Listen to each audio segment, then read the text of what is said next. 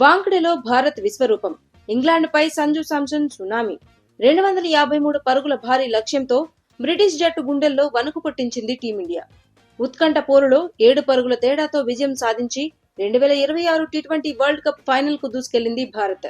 ICC పురుషుల T20 ప్రపంచ cup 2026 రెండో సెమీఫైనల్లో భారత్ ఇంగ్లాండ్పై 7 పరుగుల స్వల్ప తేడాతో విజయం సాధించి ఘనంగా ఫైనల్లోకి అడుగుపెట్టింది. భారీ స్కోర్లు నమోదైన ఈ మ్యాచ్ లో చివరి బంతి వరకు ఉత్కంఠ కొనసాగింది.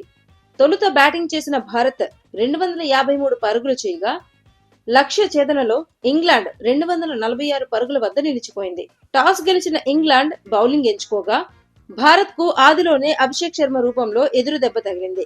అయితే ఓపెనర్ సంజు శాంసన్ ఆకాశమే హద్దుగా చెలరేగిపోయాడు. 42 బంతుల్లోనే 89 పరుగులు చేసి ఇంగ్లాండ్ బౌలర్లను ముప్పు తిప్పలబెట్టాడు. అతనికి ఇషాన్ కిషాన్, శివం దుబే అద్భుత సహకారం అందించారు. చివర్లో హార్దిక్ పాండ్యా, తిలక్ వర్మ మెరుపులు మెరిపించడంతో భారత్ నిర్ణీత 20 ఓవర్లలో 7 వికెట్ల నష్టానికి 253 పరుగుల భారీ స్కోరు సాధించింది.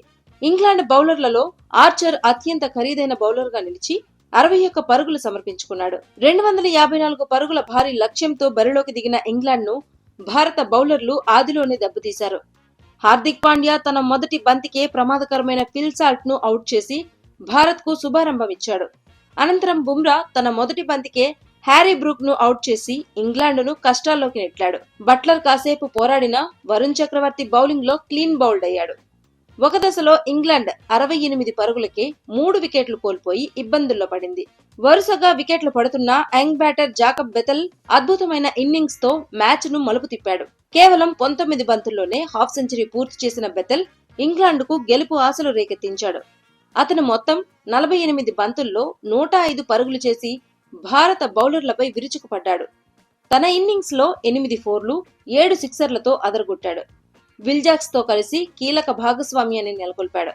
అయితే 20వ ఓవర్ మొదటి బంతికి బెథెల్ రన్అట్ కావడంతో మ్యాచ్ భారత్ వైపు తిరిగింది.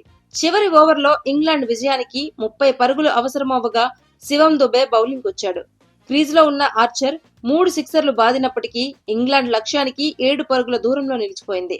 నిర్ణీత 20 ఓవర్లలో ఇంగ్లాండ్ 246 పరుగులు మాత్రమే చేయగలిగింది.